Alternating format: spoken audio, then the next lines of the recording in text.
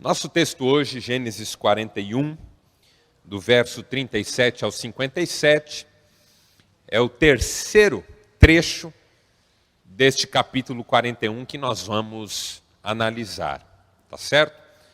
Nós começamos nesse capítulo 41 há 4 semanas, se eu não estou enganado.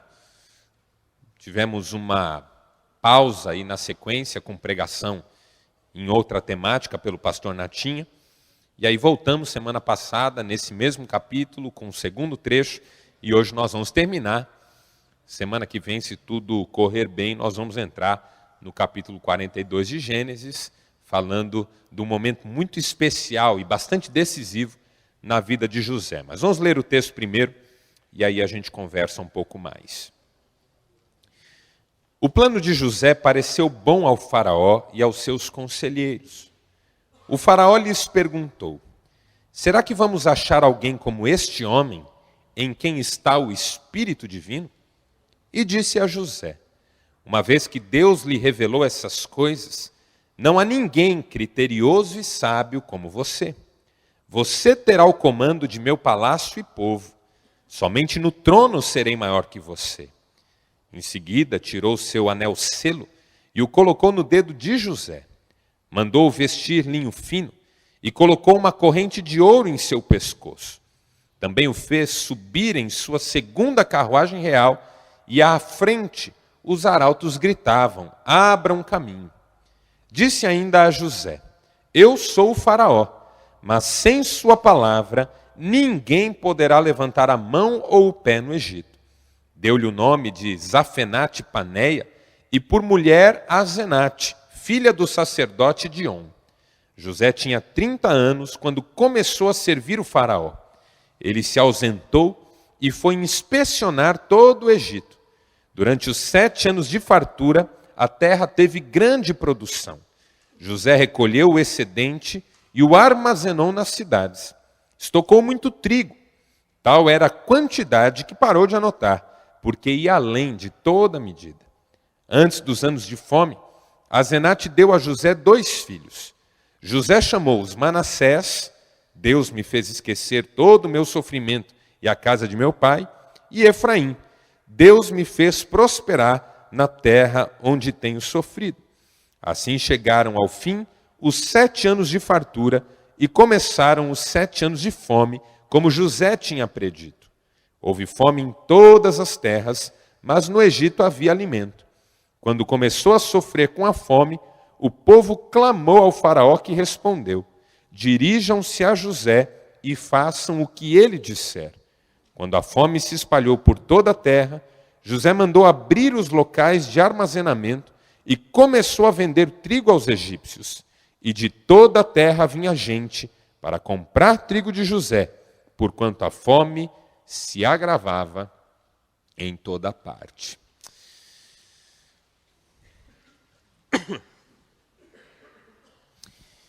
Eu estava pensando hoje à tarde sobre a nossa tendência, um tanto quanto mais natural, automática até, de buscarmos a Deus nos momentos críticos da nossa vida. Parece que é um tanto quanto óbvio que alguém recorra a Deus quando as coisas vão mal.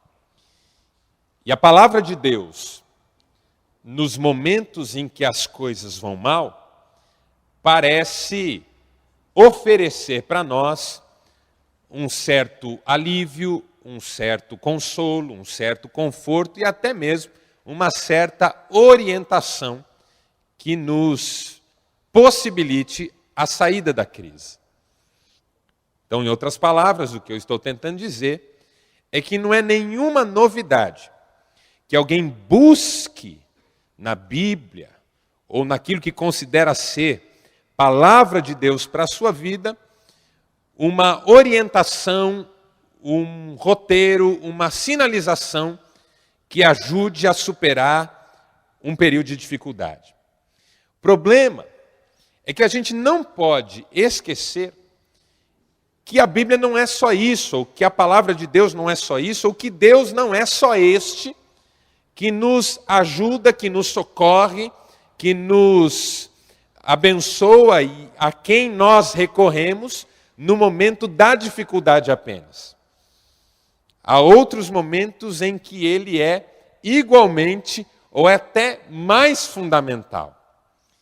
Que Deus ajuda no momento da dificuldade aqueles que a ele recorrem, não é mentira e pelo contrário, é alguma coisa bastante clara para a maioria de nós.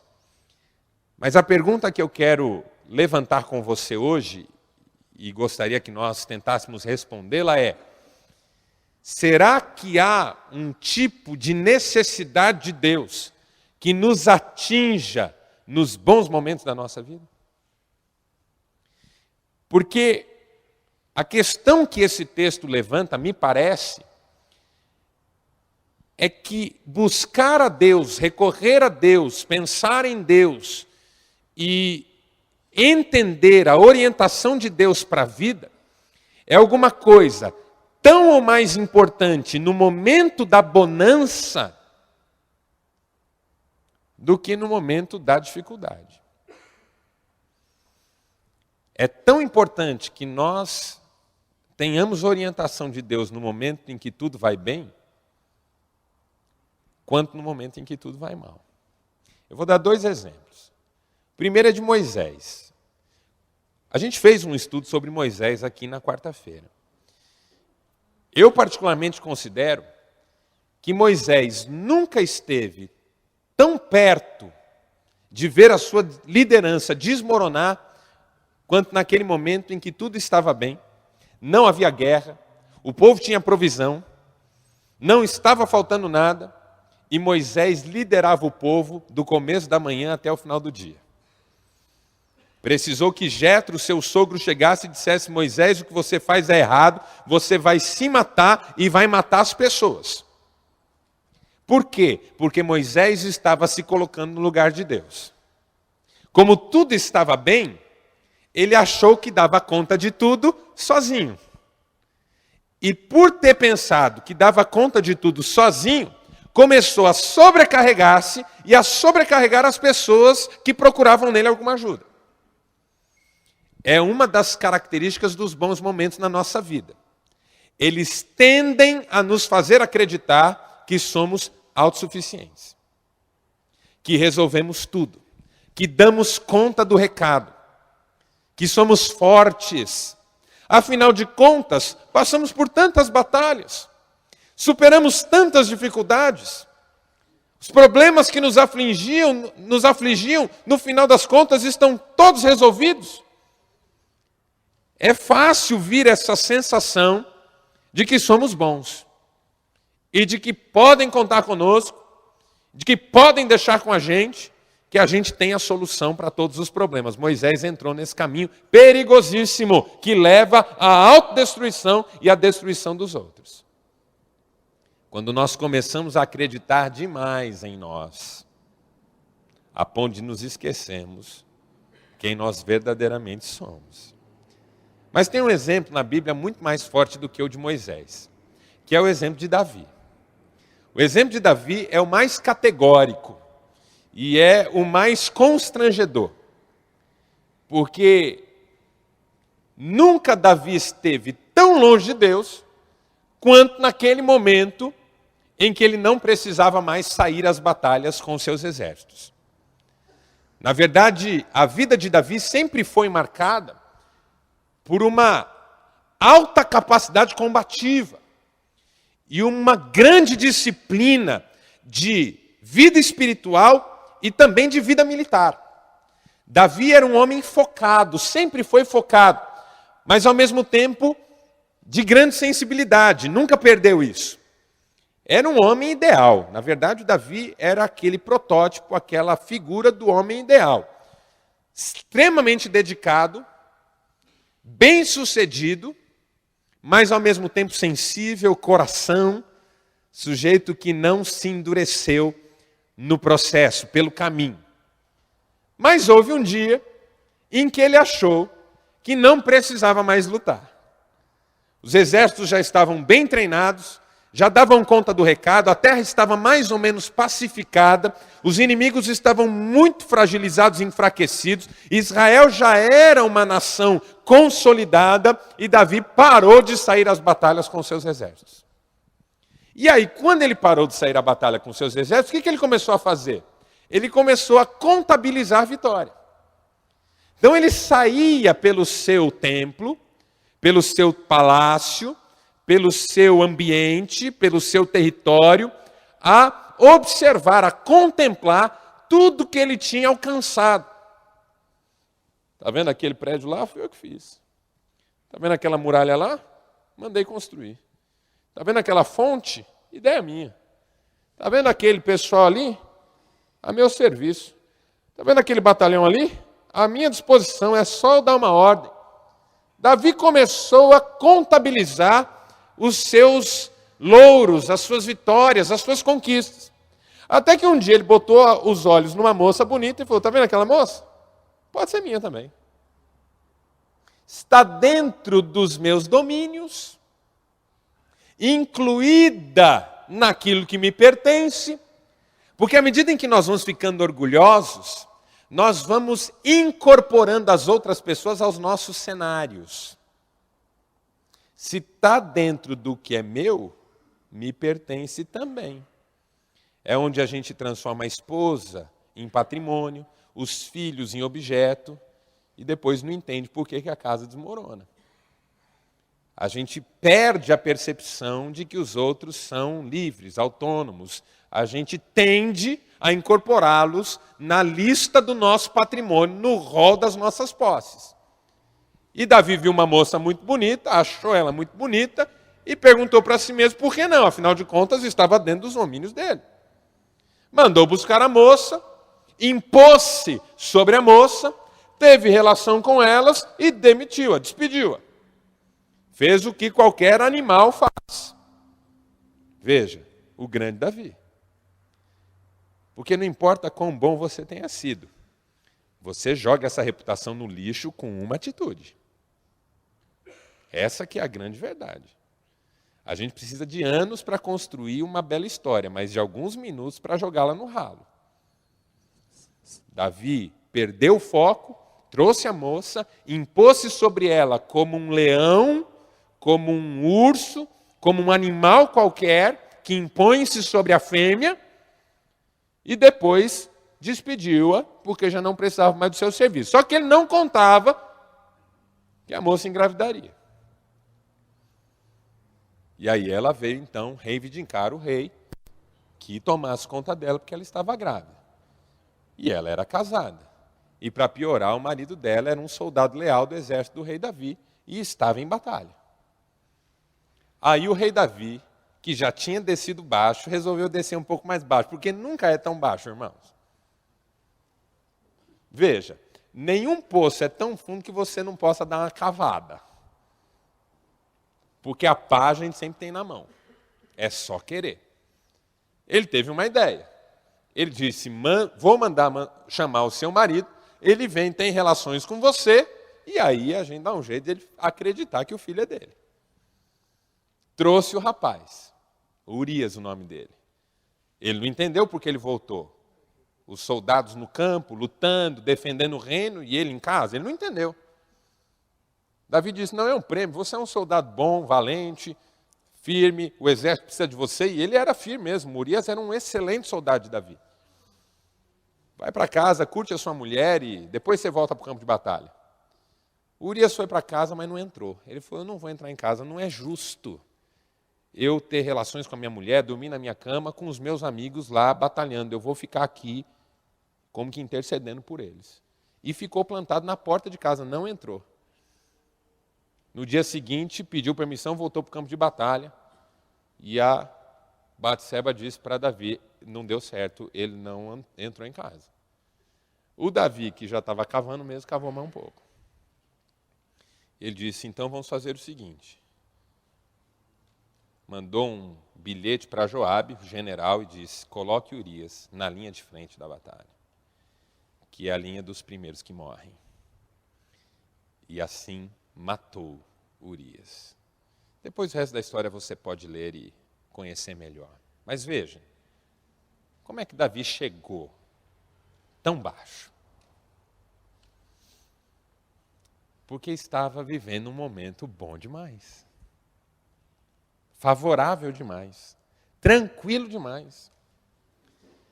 Razão pela qual eu acredito que nos bons momentos da vida, nós estamos sob risco muito maior do que aquele que nos aparece ou se evidencia nos momentos difíceis. Porque nos momentos de tribulação, de dificuldade, talvez a nossa integridade física esteja em jogo. Talvez a nossa constituição familiar, talvez o nosso patrimônio. Mas no momento de bonança, o que entra em risco é a nossa alma. Porque a gente pode perder o foco e esquecer algumas coisas fundamentais. Coisa que não aconteceu com José. Por isso José é um exemplo para nós extraordinário. Porque José era um cara que sabia como agir na hora da dificuldade e sabia como agir na hora boa. Porque a hora de José era muito boa agora. Vocês vão de convir comigo que a hora de José agora ficou muito boa. Tudo que tinha acontecido com José se esclareceu agora. Ele foi diante do faraó, interpretou o sonho do faraó, deu a dica de como o faraó resolveria o problema e falou para o faraó: coloque pessoas sábias, criteriosas à frente desse negócio e tudo vai dar certo para o Egito. O faraó olhou para os seus conselheiros e disse: bom, eu não consigo ver entre nós aqui alguém tão sábio e criterioso quanto esse menino. 30 anos José tinha. Decidiu fazer José essa pessoa responsável pelo reino nesse momento de dificuldade. Colocou um anel selo no dedo dele, que é o símbolo real máximo. Colocou uma corrente de ouro no seu pescoço. Colocou na carruagem real, a segunda carruagem real, para desfilar com José na cidade. E os arautos iam à frente gritando: abra um caminho. Imagine o povo saindo pelas muralhas, pelas casas, nas lajes, nas janelas, nas calçadas, nas ruas, olhando quem é esse que o rei resolveu honrar tão lindamente e que agora vai governar sobre nós. A coisa ficou fina para José. José ganhou uma roupa bonita, deram um banho de loja nele, tomou banho especial, subiu na carruagem e era ovacionado por todos. Quem é esse? Esse é o segundo no Egito todo agora. O faraó só é maior que ele no trono. Se o faraó sair do trono oficial para ir para o trono provisório, José que manda. Coisa ficou fina para o José. Todo o poder do império, do reino egípcio, estava com José. O faraó só era maior que ele sentado no trono. Porque se descesse dali, José dava as ordens. Lord Acton, historiador inglês, ficou famoso pela frase que todo poder corrompe. E o poder absoluto corrompe absolutamente. Isso acontece na história da humanidade às toneladas. E a pergunta que a gente precisa fazer é: por que não aconteceu com José? Por que esse José, que saiu da cadeia para o palácio, da masmorra para o trono, do anonimato para o poder absoluto, conseguiu manter o coração na linha e continua sendo para nós até hoje exemplo de um homem quase que impecável? Qual é o antídoto para a gente não se perder na hora boa da vida? Qual é o caminho para a gente lidar com um momento favorável? Porque lidar com a tragédia, a gente sempre fala sobre isso. Também não é fácil. Mas hoje eu quero pedir licença para você.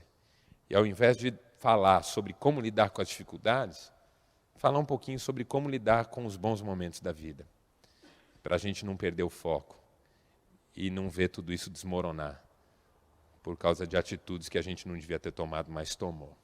Esse texto que nós lemos, me parece, oferece 3 antídotos para a gente não se orgulhar e não se distanciar de Deus nos momentos favoráveis da vida.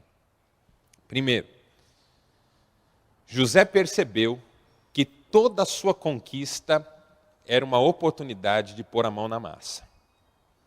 O texto diz que assim que o faraó o honrou, ele se ausentou da presença do faraó e foi inspecionar toda a terra do Egito.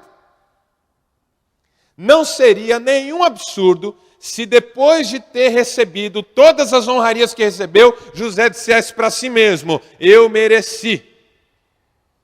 Passei por um calvário, comi o pão que o diabo amassou, sofri feito um condenado e Deus agora me recompensou. Não seria nenhum absurdo se ele fizesse isso. Não seria nenhum absurdo se José entendesse o seu bom momento como uma espécie de paga por tudo que ele tinha sofrido. Às vezes é assim na nossa vida. Vem uma fase mais ou menos boa, você diz assim, até que enfim, né, depois de tudo que eu passei. Deus olhou para mim, Ele viu que eu estava precisando de uma ajuda, porque afinal de contas eu não ia aguentar mais não. Que bom que tudo deu certo, porque eu já estava cansado de tudo dar errado. E na nossa mentalidade, o bom momento acaba sendo uma espécie de paga do mau momento. Como se ele chegasse para nos compensar. Veja, essa é uma tendência muito clara nossa, a ideia de compensação. Deus está me dando um bom momento para compensar o mau momento que eu vivi. Deus está me dando essa nova esposa linda porque aquela megera que eu aguentei 20 anos não dava mais não, hein? Deus está me dando agora esse emprego que aquele que eu aguentei, olha, não é qualquer um que aguenta não. Essa noção pode ser o começo da nossa ruína num momento bom. José não permitiu que isso entrasse na sua mente. Quando José viu que estava assumindo um posto, um lugar, uma condição que nunca na sua história ele imaginou poder alcançar, ele foi logo arregaçando as mangas e foi trabalhar. Porque ele entendeu que tudo aquilo que ele estava vivendo não era uma paga, mas era uma oportunidade. Não era uma compensação, mas era um desafio ainda maior. José, por alguma razão, entendeu que era mais fácil continuar sendo o sofrido que ele era do que estar agora na situação de altíssima responsabilidade em que ele estava. Por alguma razão, José entendeu que na cadeia e no anonimato ele estava em situação muito mais confortável do que no palácio. Chegar ao palácio para José não foi o desfecho de uma história de sofrimento. Chegar ao palácio para José foi o começo de uma trajetória que ele sabia seria muito complicada e que ele não atenderia senão com muito esforço. Isso para mim é brilhante em José. Porque a grande maioria de nós aqui já brigou na rua. Eu já briguei na rua, sempre apanhei, mas já briguei. Enquanto você está brigando, a adrenalina está a milhão. Você dá soco, toma soco, dá soco, toma soco. Esses tempos atrás, os homens tentavam separar uma briga de um sujeito com outro e que coisa, 4 homens não seguravam um. Parecia um endemoniado. Uma coisa pavorosa, a força, a vontade de continuar partindo para cima. Já havia sangue, já havia marcas, mas o sujeito queria mais. Só que depois que passa, você sente onde dói.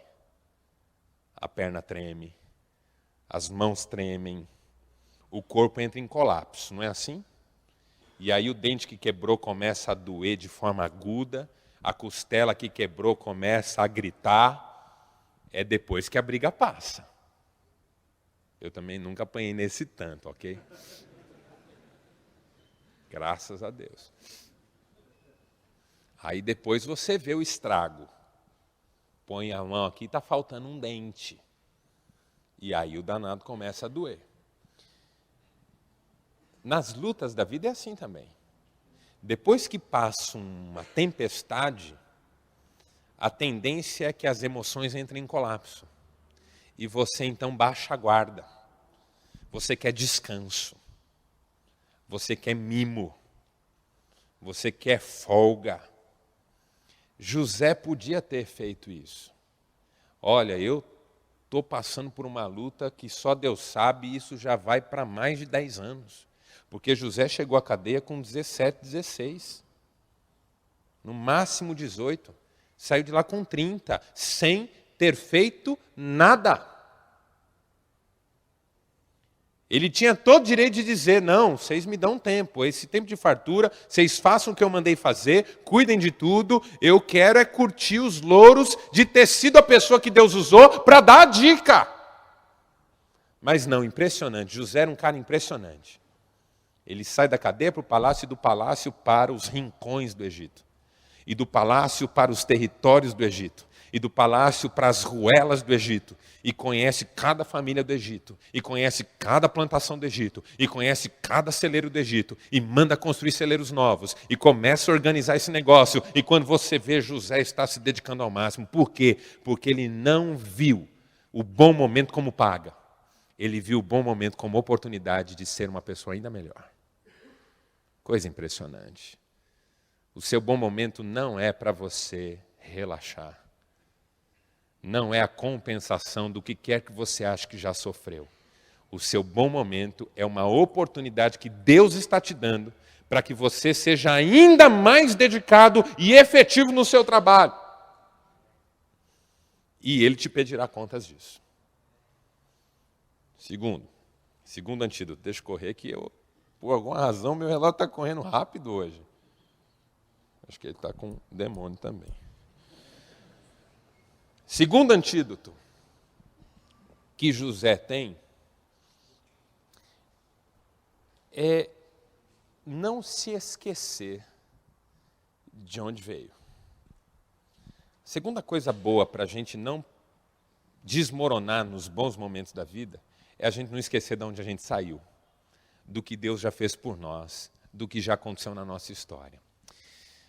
Eu acho esse texto bonito pelo seguinte: o José herda essa função, esse cargo do faraó, e o faraó lhe dá em casamento a filha do sacerdote Diom. Ou seja, José se transforma numa espécie de elo entre o poder do trono e o poder da religião. José está nadando na crista da onda. Na crista da onda. José é o cara no Egito.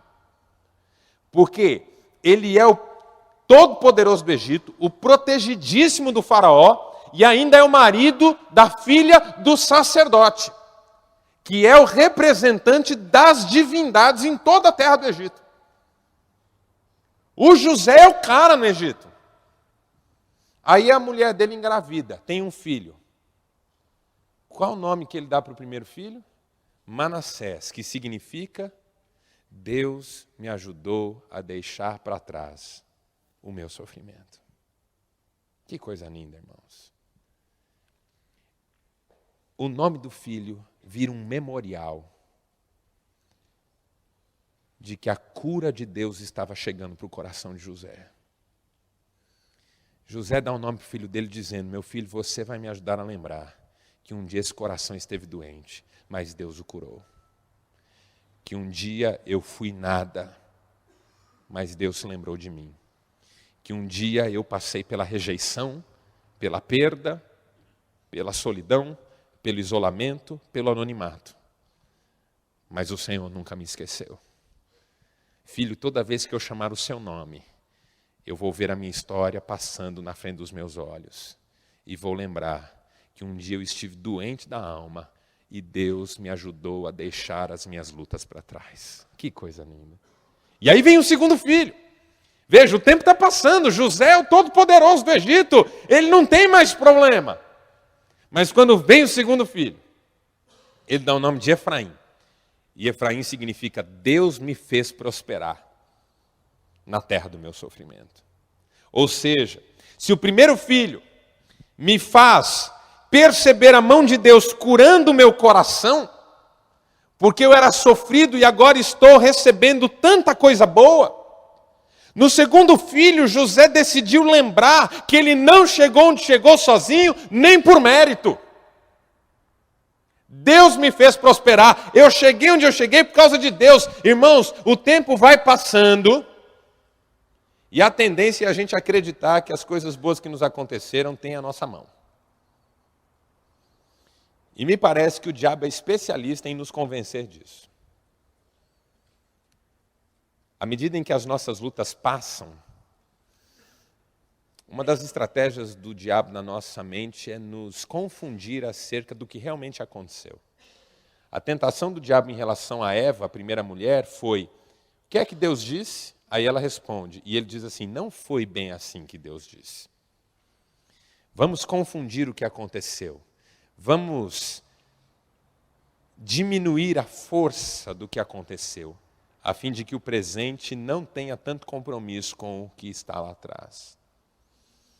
Então eu já vi homens que receberam milagres extraordinários de Deus, porque não sairiam da situação em que estavam sem a ajuda do alto, 2 anos depois testemunhando isso e minimizando o problema. Não porque eu passei por uma fase difícil, mas eu achei que ia ser mais difícil do que foi, no final das contas deu tudo certo e a gente tomou 2 ou 3 decisões que quando viu, resolveu.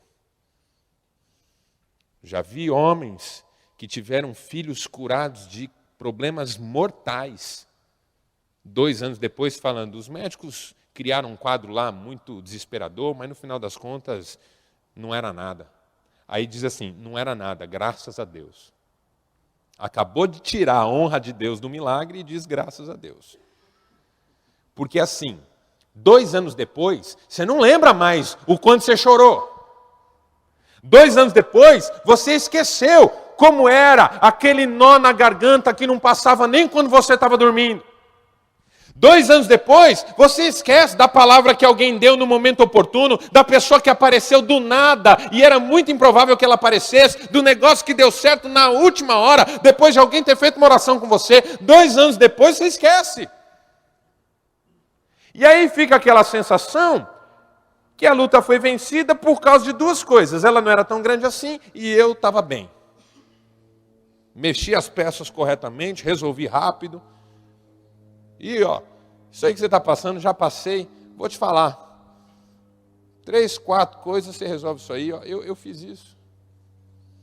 Cavalo, na hora você não lembra que foi Deus que te ajudou, né?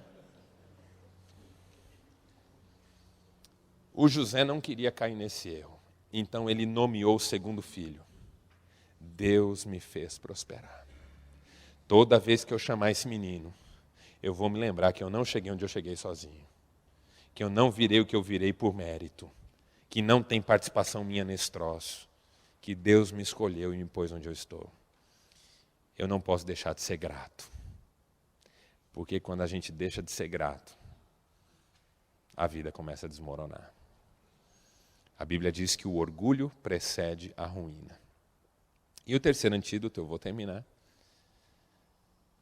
foi a capacidade que José demonstrou de se importar com os outros.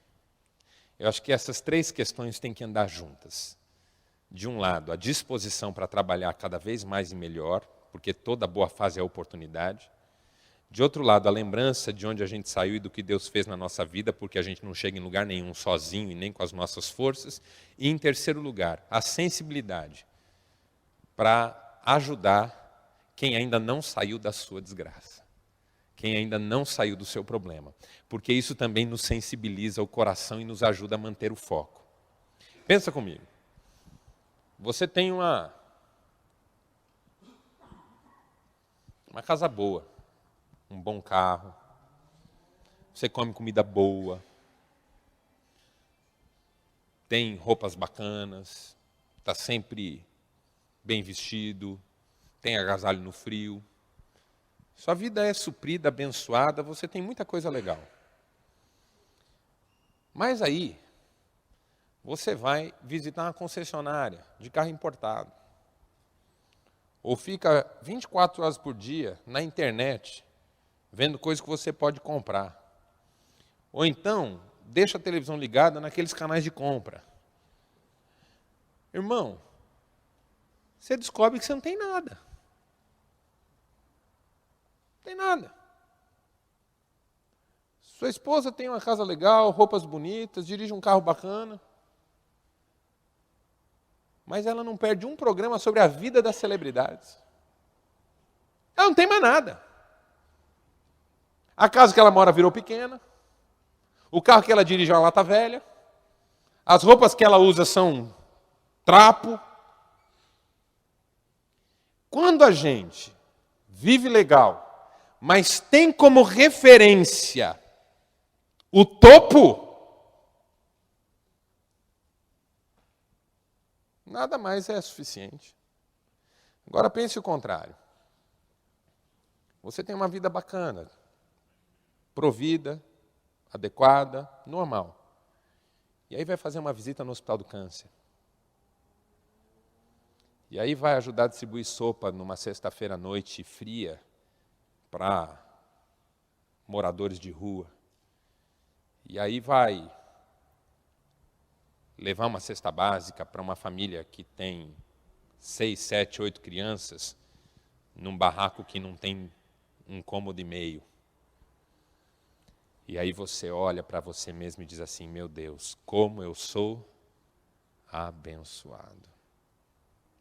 Sabe o que ajudou José? Ficar na linha de frente, recebendo o povo que estava com fome e atendendo pessoalmente. Ele ouvia as histórias das pessoas. Ele ouvia as histórias dos estrangeiros que vinham de lugares distantes à procura de um pouco de trigo. E isso deixava o coração dele sensibilizado. Quando os irmãos dele apareceram, ele reconheceu os irmãos porque ele estava na linha de frente. Os irmãos não reconheceram porque ele tinha mudado. Ele era outro homem, ele tinha outras roupas, ele tinha outro aspecto, ele tinha outra postura, ele falava outra língua. Mas ele viu os irmãos de longe, porque ele estava na linha de frente. Ele não se escondeu da vida. Ele não fingiu que viver era trocar de carro uma vez por bimestre. Ele não fingiu que viver é reformar a casa infinitamente. Ele não fingiu que viver é gastar fortunas e fortunas com decoração de um negócio que já não tem mais onde pôr decoração. José não se permitiu o encantamento com o supérfluo, com a ostentação, com a bobagem, porque ele sabia que a vida era mais que isso. Ele estava lá ouvindo pessoas, tentando ajudar pessoas. Ele sabia que Deus colocou ele naquela função para ser bênção. Uma visita no hospital. Um papo com aquele seu funcionário, que enquanto você reclama que o Prolabore está só em 12 mil e não está conseguindo aumentar, trabalha na sua empresa e ganha R$800. Um bom papo com ele, com aquela sua funcionária, que não entende porque você vive reclamando de estar apertado financeiramente, se você ganha 50 vezes o que ela ganha. E as continhas dela estão em dia. Ouvir pessoas, conhecer a realidade, desligar esse raio dessa televisão, de BBB a Shoptime, e lembrar que o nosso tempo aqui é muito curto e que um dia nós daremos conta do que nós fizemos com ele. De um lado, nós vamos ser mais efetivos na vida dos outros, mas de outro, nós vamos ser muito mais gratos, porque, queiramos ou não admitir, somos abençoados. Somos abençoados. Mesmo quando deprimidos, chateados, amargurados, porque somos humanos, não somos de ferro também. Haverá nossos momentos difíceis, mas eles sempre terminarão com a gente dizendo para a gente mesmo, somos abençoados. Vamos seguir em frente, irmãos? Vamos seguir em frente. A vida é uma bênção. E a gente não pode baixar a guarda. Porque qualquer bobeada que a gente der, a gente é enredado. E aí, para desfazer o mal feito, é muito complicado. Vamos orar, feche seus olhos.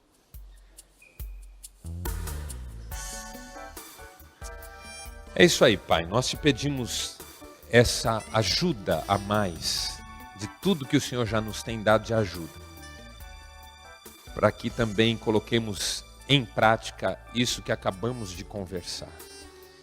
Não queremos te buscar apenas nos bons momentos da vida, nos maus momentos da vida, mas também nos bons momentos, para que o Senhor nos oriente, direcione e fortaleça os nossos passos em humildade e dependência, para que nunca deixemos de fazer o que nos cabe, nunca esqueçamos de onde saímos e nunca fechemos o